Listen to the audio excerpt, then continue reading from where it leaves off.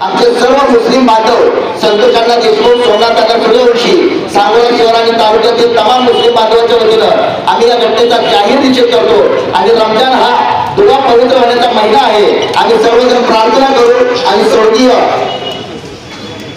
संतोषांना देशमुख आणि सोमनाथ सूर्यवंशी यांना भावपूर्ण श्रद्धांजली अर्पण करतो आणि ऑल इंडिया मुस्लिम संघटनेच्या वतीने देखील आम्ही या घटनेचा जाहीर निषेध करतो। संत ज्ञानेश्वर असतील, तुकाराम असतील, छत्रपती असतील, शाहू फुले आंबेडकर यांनी जो माणुसकी धर्म घालून दिला होता, हा माणुसकी धर्म आपल्याला टिकवायचा आहे।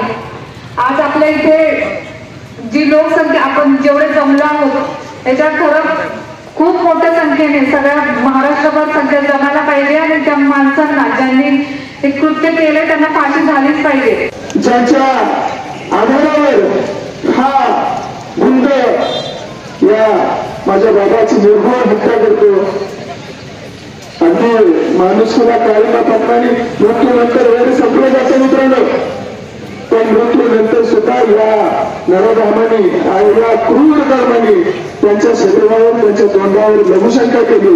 त्याच्यापेक्षा वाईट आणखी काय असणार आहे? त्याच्यापेक्षा माणुसकी कुठली असणार आहे? अतिशय नीच आणि निर्गुण हत्या करणाऱ्या या नरधर्मांना 70 दिवस पाठीशी घालणाऱ्या राजकारणी तेवढंच दोष आहे असं तुमच्या माझ्या सगळ्यांचं मत आहे।